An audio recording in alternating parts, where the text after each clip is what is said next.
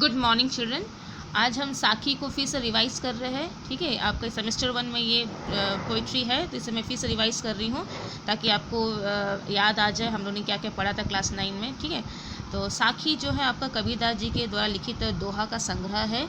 कबीरदास जी के साखी मैंने आपको पढ़ा, उसके दोहे मैंने आपको पढ़ा। उससे पहले मैं कबीरदास जी के बारे में बोलना चाहूँगी। कबीरदास जी के जो जन्म के बारे में काफ़ी मतभेद है। बहुत सारे विद्वानों ने अलग अलग तारीख उनकी बताई है। ठीक है, और माना जाता है कि वो जन्म लेते ही अपने माता पिता के द्वारा त्याग दिए गए थे। फिर उनका लालन पालन जो है नीरू और नीमा नाम के एक झूला दाम्पत्य लोगों ने दाम्पत्य लोगों ने किया था। लोग ने किया था, तो मैंने एक दाम्पत्य ने किया था, मैंने पति पत्नी ने किया था। ठीक है, उनका मैंने पिता का नाम तभी से उनके पिता को नीरू बुलाया जाता है और उनकी माता का नाम जो है आपको नीमा बोला जाता है। ठीक है, तो साथ ही कबीरदास जी जो है जिस समय उनका जन्म हुआ था उस समय समाज में काफ़ी अंधविश्वास, रूढ़िवादिता, रीति रिवाजों का जो कट्टरपन, जो रीति रिवाज है उनका अधिक जोर, और फिर अंधविश्वास, ये सब चीज़ें काफ़ी अधिक प्रचलित थी। ठीक है, कबीरदास जी जो है उनको हिंदी साहित्य के भक्ति काल के सगुण निर्गुण ज्ञानाश्रयी मार्ग के कवि वो माने जाते हैं। क्या कहा मैंने? कबीरदास जी जो है भक्ति काल के निर्गुण ज्ञानाश्रयी धारा के कवि माने जाते हैं। ठीक है, इसका निर्गुण का मतलब होता है कि ऐसा कवि जो किसी मूर्ति पूजा का विरोध करे, जो किसी मूर्ति पूजा को नहीं मानता है, उसका मानना है कि ईश्वर का कोई आकार नहीं है। ठीक है, तो उन्होंने निराकार ब्रह्मा की उपासना की। उनकी जो भक्ति भावना है, जो वैराग्य है, और उनकी भक्ति भावना में रहस्यवाद वो भी दिखाया था। रहस्यवाद का अर्थ होता है जब हम ये मानते हैं कि हमारा शरीर जो है आत्मा है और हम जो है परमात्मा अर्थात ईश्वर से मिलने का प्रयत्न करते, से ईश्वर में विलीन होने का प्रयत्न करते हैं। तो ये जो भाव है, ये जो सोच है, इसी को बताता है रहस्यवाद। ठीक है, वो उन्हें समाज का बहुत ही बड़ा समाज सुधारक कहा जाता है, क्योंकि जिस समय वो समाज में उत्पन्न हुआ और समाज में जिस तरह की प्रवृत्तियों को देखा तो उन्होंने समाज में सुधार करने का प्रयत्न किया, क्योंकि उनका विचार था कि लोगों का विकास तभी हो सकता है जब हम अपने विचारों में हम सुधार कर सकें। ठीक है, तो इसलिए उनको एक समाज सुधारक भी कहा जाता है। तो ये स्वयं पढ़े लिखे नहीं थे, लेकिन अपने दोहे बोलते थे। दोहों में जो है वो विभिन्न तरह के शब्दों का प्रयोग करते थे, जिसमें ब्रजभाषा, फारसी, उर्दू, संस्कृत, ये सब होता था। इसलिए क्योंकि वो जहाँ भी जाते थे वहाँ के क्षेत्रों से कुछ ना कुछ भाषा सीख कर आते थे, फिर उनको जो अपने दोहों में स्थान देते थे। इसलिए उनकी भाषा को जो है पंचमेली, खिचड़ी, सदुकड़ी भाषा भी बोला जाता है। ठीक है, क्या बोला जाता है? पंचमेली, सदुकड़ी, खिचड़ी भाषा भी बोला जाता है। ठीक है, और उनकी जो पत्नी थी, उनका नाम जो था लोई था। ठीक है, और उनके 2 संतानें थी, जिसमें पुत्र का नाम जो था कमला और कमाली जो है पुत्री का नाम था। ठीक है, कमाली जो है पुत्री का नाम था। तो बोला जाता है कि कबीरदास जी की जो जन्मभूमि थी लहतारा ताल अर्थात काशी में थी। लहतारा ताल जो है काशी में आता है, और उनका जो मृत्यु स्थान बताया गया है मगहर, जो कि उत्तर प्रदेश में आता है। ठीक है, और उनके जो गुरु थे जिससे उन्होंने शिक्षा हासिल की, वो तो रामानंद थे, संत स्वामी रामानंद जी थे, जिनके द्वारा उन्होंने शिक्षा प्राप्त की थी। ठीक है, और इस तरह से कबीरदास जी जो है मैंने अपने काव्य में उन्होंने जब प्रेम को स्थान दिया है तो उसमें उन्होंने प्रेम के सहयोग और वियोग दोनों पक्षों का वर्णन किया है। ठीक है, तो ये जो उन्होंने जो एक पुस्तक उनके द्वारा शिष्यों द्वारा जो पुस्तक लिखा गया साखी, आज हम वही पढ़ रहे हैं। साखी जो है बीजक का भाग है। उनकी जो पुस्तक वाणी का जो संग्रह है उसको बीजक बताता है। बीजक के 3 भाग होते हैं, साखी, सबद, रामायणी। आज हम साखी को ही पढ़ रहे हैं। ठीक है, साखी का अर्थ होता है साक्षी, जो आपको प्रत्यक्ष रूप से आँख के सामने दिखाई दे। ठीक है, साखी माने सीख होता है, जो दिखाई दे उसे तो सीखोगे, मतलब अर्थात शिक्षा। ठीक है, तो इस तरह से साखी में उन्होंने, यहाँ पर हम देख सकते हैं कि 5 दोहों का संग्रह है। ठीक है, और प्रत्येक दोहा जो है आपको नीतिपरक ज्ञान ही दे, अर्थात कबीरदास जी ने साखी के द्वारा हमें नीतिपरक ज्ञान ही प्रदान किया है। तो देख लेते हैं दोहा में क्या बताया गया है। गुरु गोविंद दो खड़े काके लागू पाए, बलिहारी गुरु आपनो जिन गोविंद दियो बताए। तो गुरु और गोविंद माने ईश्वर को बोला गया, दो माने दोनों, खड़े, काके माने किसका, लागू पाए माने पाए मीन्स पैर, लागू मैंने चरण स्पर्श, ठीक है। बलिहारी मैंने निछावर कर देना अपनों को, अपने आप को, जिन गुरु दियो बताए मीन्स बताना। तो यहाँ पर कबीरदास जी जो है गुरु के महत्व को बताते हुए कहते हैं कि एक दिन क्या हुआ, गुरु और गोविंद दोनों ही उनके सामने उपस्थित हो गए, तो वो दुविधा में पड़ गए कि सबसे पहले मैं किनके चरणों में अपना प्रणाम करूँ, ठीक है। दोनों ही जो है दोनों ही पूजनीय हैं और दोनों ही जो है उनके लिए सम्मानीय हैं, ठीक है। तो दोनों का तो समझ नहीं पाए थे कि मैं किसके चरणों में अपना प्रणाम सबसे पहले दूँ।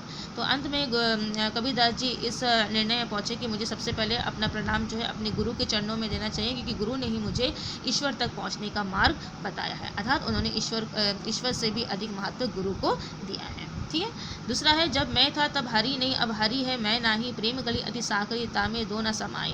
मैं मतलब अहंकार को बोला गया है, गली मतलब जो लेन होता है, जो गली होता है, अति मैंने बहुत, सांकरी मैंने पतला, तामे मैंने जिसमें, दो न समाई मैंने समा जाना। तो यहाँ पर इस दोहे में कबीरदास जी ने अहंकार को मनुष्य का सबसे बड़ा शत्रु माना है। अहंकार के वश में होकर मनुष्य जो है अपनी बुद्धि का, अपने विवेक को नष्ट कर बैठता है और अब उसके अंदर फिर सही सोचने और समझने की क्षमता भी नष्ट हो जाती है, ठीक है। तो भक्ति के मार्ग में भी अहंकार को सबसे बड़ा बाधा बनाया गया है। तो कबीरदास जी इसलिए बोले कि जब तक मेरे अंदर अहंकार था तब मैं ईश्वर की भक्ति प्राप्त नहीं कर सका, लेकिन जैसे ही मेरे अंदर ईश्वर की भक्ति उत्पन्न हुई, अहंकार अपने आप ही उससे दूर हो गया। तो उन्होंने कहा है कि जो प्रेम का जो मार्ग है वो बहुत ही पतला है, इसमें हम ईश्वर की भक्ति और अहंकार को साथ में लेकर नहीं चलते, तामे दो न समय, इसमें दो लोग एक साथ समा नहीं सकते। इस प्रेम के मार्ग में जो इस प्रेम का जो गली, इसमें अहंकार और भक्ति, ईश्वर भक्ति दोनों एक साथ समा नहीं सकते हैं, ठीक है। अर्थात अहंकार का त्यागना ही सबसे ज़्यादा उचित होगा यदि हम सचमुच ईश्वर की भक्ति को प्राप्त करना चाहते हैं। तो नेक्स्ट है आपका, कांकड़ पाथर जोरी के मस्जिद लई बनाए, ता चढ़ी मुल्ला बांग दे क्या बहरा हुआ खुदाए। तो कांकड़ मतलब होता है पत्थर को बोला गया, जोरी में जोड़कर मस्जिद लई बनाए मैंने बनाना, ठीक है। ता चढ़ी में चढ़ जाना, मुल्ला बांग दे क्या बहरा हुआ खुदाए, बहरा मीन्स जो सुनाई न देना, ठीक है।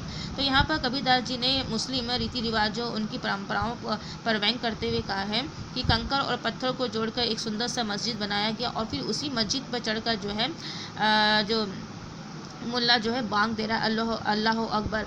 तो यहाँ क्या, तो कबीरदास जी बोले कि इस तरह से चिल्लाकर अपनी बातों को प्रकट करने का क्या मतलब है, क्या तुम्हारा जो खुदा है वो बहरा हो गया और तुम्हारी बातों को नहीं सुन रहा है।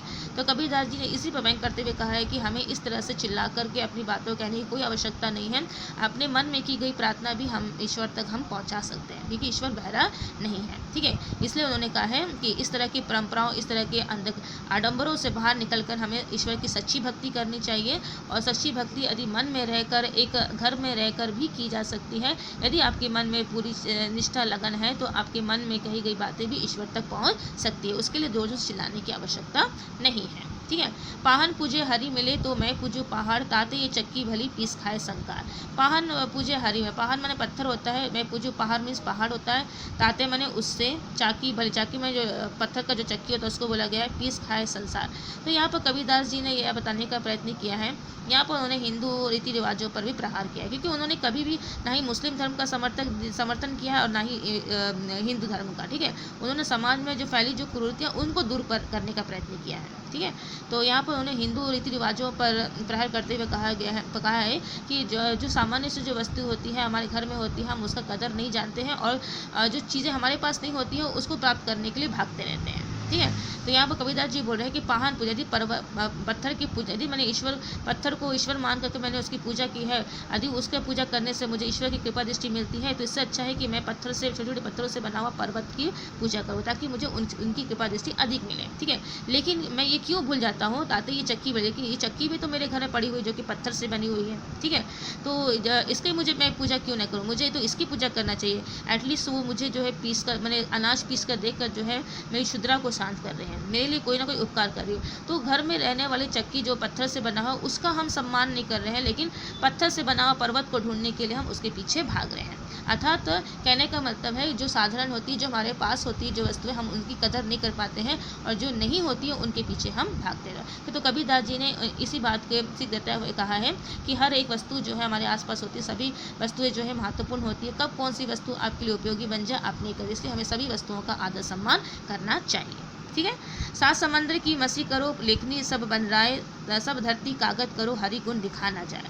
सात समंदर माने समुद्र होता है, मसी माने स्याही होता है, लेखनी मतलब होता है कलम, और बन राय मतलब जंगल, सब धरती कागज करो, कागज मीन्स कागज करो मीन्स करना, हरि गुण लिखा ना जाए। तो यहाँ पर कबीरदास जी जो है ईश्वर के अनंत गुणों का बखान करते हुए कहते हैं कि ईश्वर जो है सर्वव्यापी है, अनंत है, उनके गुणों को हम किसी सीमा में बांध नहीं सकते। ठीक है, भले ही हम प्रयत्न कर ले, हम सात समंदर के जल को स्याही बना ले और पूरी धरती जंगल में जो धरती है उसको कलम बना ले और पूरी धरती को स्वयं कागज बना ले, तब भी हम हरि के गुण को नहीं लिख पाएंगे। ठीक है, अर्थात हरि का गुण जो है सर्वव्यापक है, सर्वसंपन्न है, जिसको हम किसी सीमा में बांध नहीं सकते। तो ये था हमारा साखी, जिसमें हमने 5 दोहों का संग्रह को देखा है और प्रत्येक दोहा जो है हमें नीतिपरक ज्ञान ही दे रहा है। आई होप कि आपको समझ में आया होगा। यदि कुछ भी प्रॉब्लम होता है तो आप मुझे ज़रूर बताइएगा। Okay, thank you. मैंने स्टडी मटेरियल दिया है, आप स्टडी मटेरियल ज़रूर चेक कीजिएगा। मैंने कुछ इंपॉर्टेंट पॉइंट्स जो है उसमें लिखे हैं, आप उसे लर्न कर ले तो बहुत बेटर होगा। ठीक है, okay, thank you, bye bye.